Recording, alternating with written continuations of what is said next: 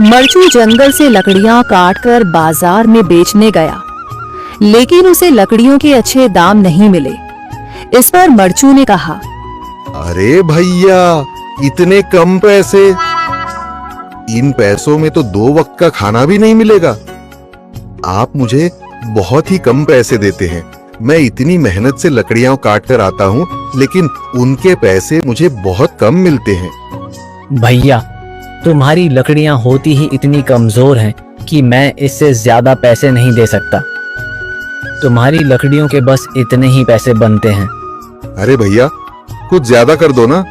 वो क्या है ना कि इन पैसों का तो कुछ भी नहीं आता। मैं अपनी जिंदगी कैसे गुजारूंगा? भैया, तुम जाकर अच्छी लकड़ियां लाओ, तभी इन लकड़ियों का अच्छा दाम मिल पाएगा, वरना इन लकड़ियों का तो यही दाम है। ये सुनकर मरचू बहुत ज्यादा परेशान हो गया और पैसे लेकर किराने की दुकान से सामान खरीदकर घर आ गया। घर पहुंचते ही मरचू की पत्नी सीता ने कहा, अरे जी, सामान ले आए आप? हाँ जी, सामान ले आया हूँ।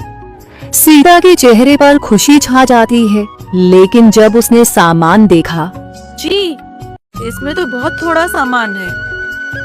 हाँ सीता, मुझे पता है कि यह सामान बहुत थोड़ा है, लेकिन मैं क्या करूं?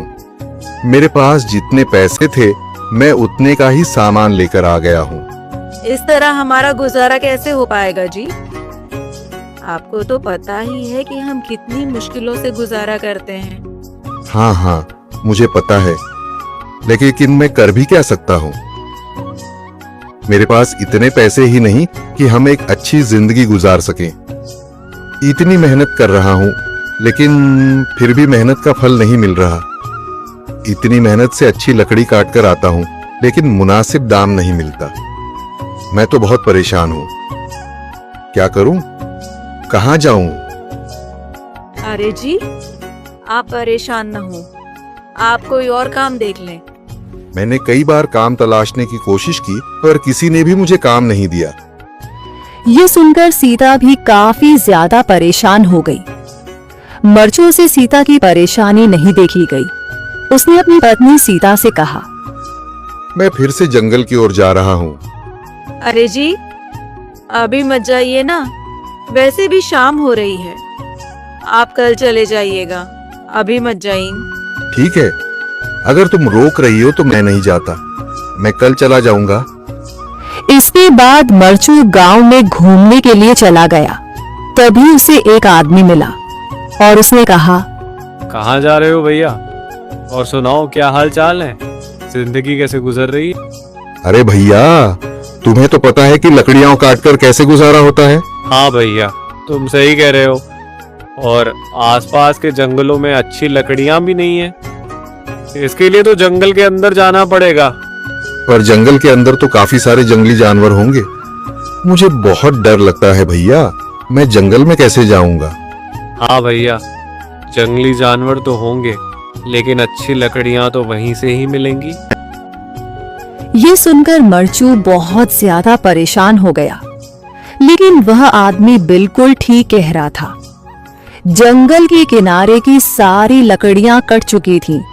अब सिर्फ जंगल के अंदर ही अच्छी लकड़ियां बची थीं। अगली सुबह मरचू लकड़ियां काटने जंगल की ओर चल पड़ा।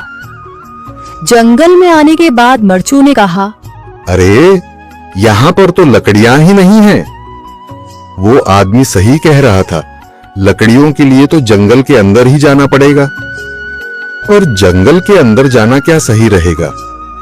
मुझे तो बहुत डर लग रहा है, क्योंकि वहां पर तो काफी सारे जंगली जानवर होंगे जो खतरनाक होंगे। अगर आज मैं जंगल के अंदर नहीं गया तो मैं आज घर पैसे लेकर नहीं जा सकूंगा, और फिर जब पैसे नहीं होंगे तो गुजारा कैसे होगा?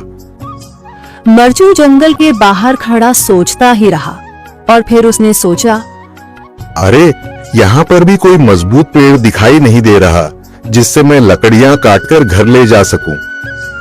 लगता है और अंदर जाना पड़ेगा। यही सोचकर मरचू जंगल के अंदर चला गया।